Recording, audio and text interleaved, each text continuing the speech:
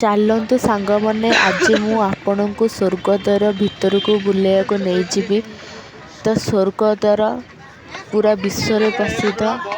ବହୁତ ବାଟରୁ ଲୋକମାନେ ଶବକୁ ନେଇକି ଆସନ୍ତି ଜଗନ୍ନାଥଙ୍କ ଧାମରେ। ଯିଏ ଶବ ଦାହ କରେ ସିଏ କୁଆଡ଼େ ପୂର୍ଣ୍ଣ ଅଧ୍ୟୟନ କରେ। ତ ଦେଖନ୍ତୁ, ଇଏ ହେଉଛି ମା କାଳୀଙ୍କ ମନ୍ଦିର, ମାନେ ମା କାଳୀ ମଶାଣି ଚଣ୍ଡୀଙ୍କ ମନ୍ଦିର। ଏଠି ଯିଏ ଯାହା ମନସ୍କାମନା ରଖେ ତାର ସମ୍ପୂର୍ଣ୍ଣ ହୁଏ। ଚାହିଁଲେ ବି ମା ତାଙ୍କୁ ଅଟକେଇ ପାରନ୍ତିନି। ଥରେ ଯେ ମନସ୍କାମନା ଏଠି ରଖେ ତ ସେ ପୂର୍ଣ୍ଣ ହିଁ କରିଦିଅନ୍ତି। ତ ଚାଲନ୍ତୁ ଯିବା ସ୍ୱର୍ଗଦ୍ୱାର ଭିତରକୁ। ସ୍ୱର୍ଗଦ୍ୱାର ଭିତରକୁ ଚାଲନ୍ତୁ, ଦେଖିବେ। ତ ବହୁତ କଷ୍ଟ ହୁଏ ଏଠିକି ଆସିଲା ବେଳେ।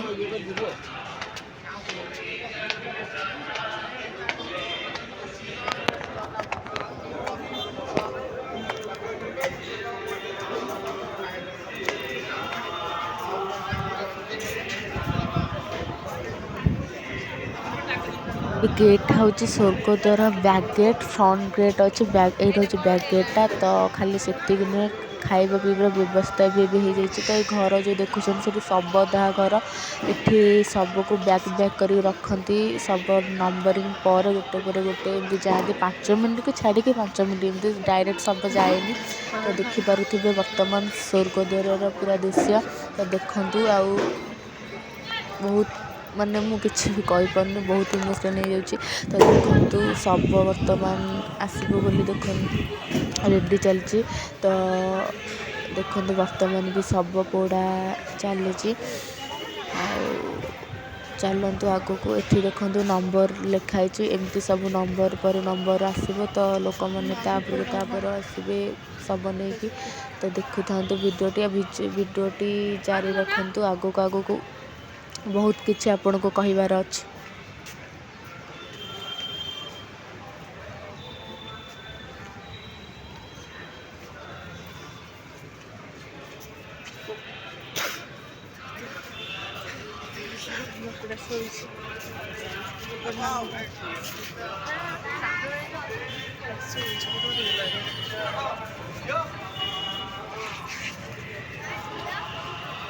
ତ ସାଙ୍ଗମାନେ, ଡାଇରେକ୍ଟ ବି ଶବ ଏଠି ଦାହ କରାଯାଏନି।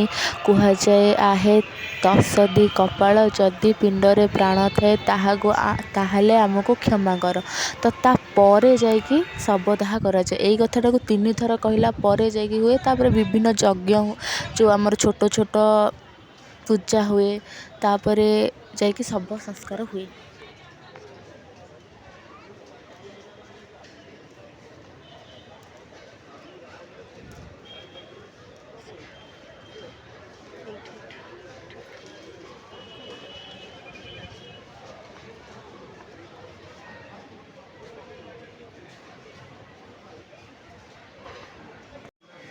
राम राम सत्य है, राम राम सत्य है,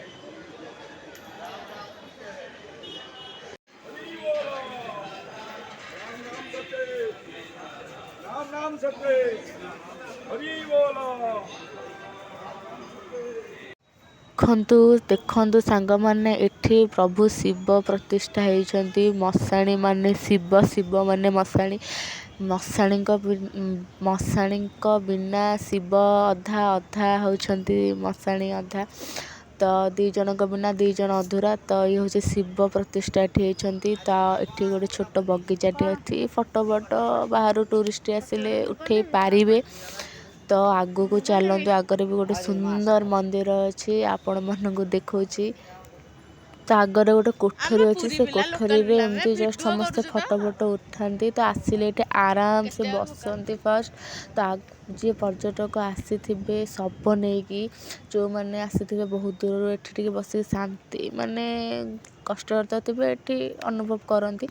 ତ ଇଏ ହେଉଛି ଆଉ ଗୋଟେ ମନ୍ଦିରଟା ଆଜି ପର୍ଯ୍ୟନ୍ତ କେବେ ଖୋଲିନି, ମୁଁ କେବେ ଦେଖିନି। ତ ଫାର୍ଷ୍ଟ ଟାଇମ୍ ଏ ମନ୍ଦିର ମୁଁ ଦେଖିବାକୁ ପାଇଲି। ତ ଆଗକୁ ଚାଲନ୍ତୁ, ଶବ ସଂସ୍କାର କେମିତି ହେଉଛି ତ ଆପଣମାନଙ୍କୁ ଦେଖାଉଛି।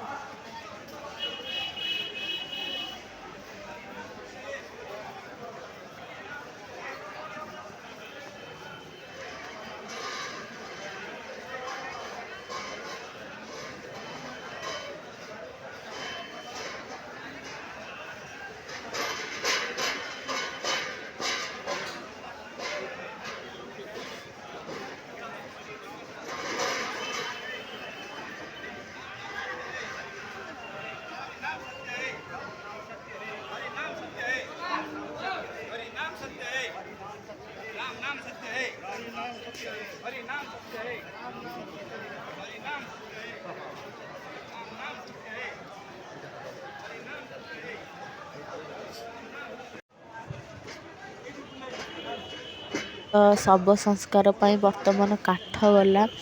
ତ ନବରିଙ୍ଗ ଅନୁସାରେ ବି କାଠ ଆସିଥିବ। ତ କାଠ ବର୍ତ୍ତମାନ ଯାଉଛି ପୁରା ଲାଷ୍ଟ ସେ 24 ନମ୍ବରକୁ। ତ କାଠ ସଜାଡ଼ିଲା ପରେ ଶବ ଦାହ ହବ। ତ ଦେଖୁଥାନ୍ତୁ ଭିଡ଼ିଓଟିକୁ।